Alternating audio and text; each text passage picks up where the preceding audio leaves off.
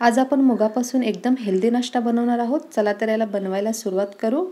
इथे मी एका बाउलमध्ये रात्रभर मूग आणि थोडेसे तांदूळ भिजत ठेवले होते। जर एक बाउल मूग घेतले असतील तर अगदी पावपेक्षा पण कमी वाटी यामध्ये तांदूळ घालायचे आहेत। त्यामुळे मुगाचे डोसे, उत्तापा किंवा चिलायला काहीही म्हणू शकता, हे अगदी परफेक्ट व्यवस्थित होतात।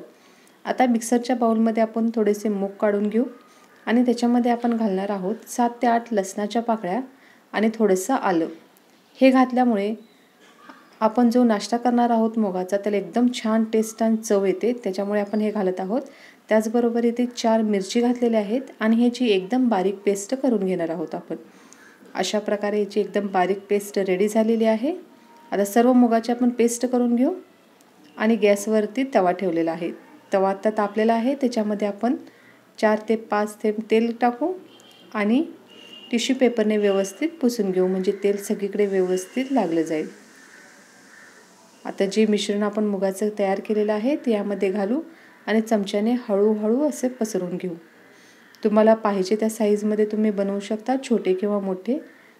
हे पातळ किंवा जाड कसेही बनवू शकता तुम्ही। एकदम पातळ पण उठतात हे आणि जाडमध्ये तर उठतातच।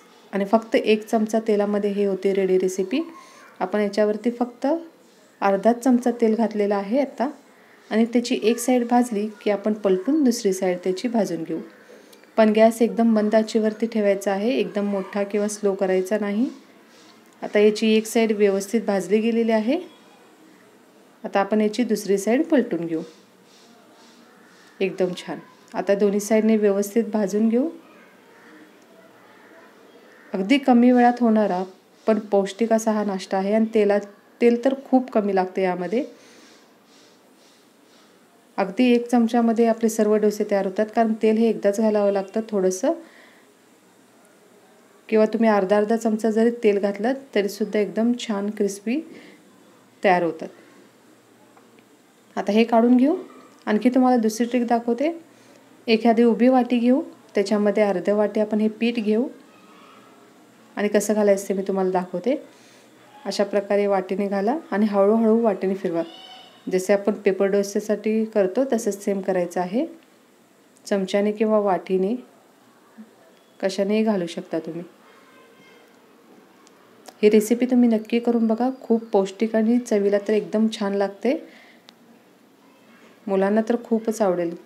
आणि याच्याबरोबर आपण खोबऱ्याची चटणी सर्व करणार आहोत। खोबऱ्याची चटणी कशी करायची याची लिंक मी डिस्क्रिप्शन बॉक्समध्ये देते। ही खोबऱ्याची चटणी अतिशय छान होते आणि सेम हॉटेलमध्ये करतात तशीच सेम रेडी होते। त्याची लिंक मी खाली डिस्क्रिप्शन बॉक्समध्ये दिली आहे, तुम्ही ती पण चेक करून घ्या। आता दोन्ही साईडने व्यवस्थित आपण भाजून घेऊ। थोडासा लालसर कलर येईपर्यंत भाजू, म्हणजे टेस्टला अगदीच छान लागतील आणि अगदी कमी वेळात होणारी एकदम छान रेसिपी आहे ही। नक्की करून बघा, मला कमेंट सेक्शनमध्ये सांगा आणि आपल्या चॅनलला लाईक, शेअर आणि सबस्क्राईब नक्की करा। आता हे देखील भाजून झालेलं आहे, काढून घेऊ आपण सर्विंग प्लेटमध्ये घालून घेऊ। अशा प्रकारे आपली रेसिपी रेडी आहे। परत भेटू आपण नवीन रेसिपीसह।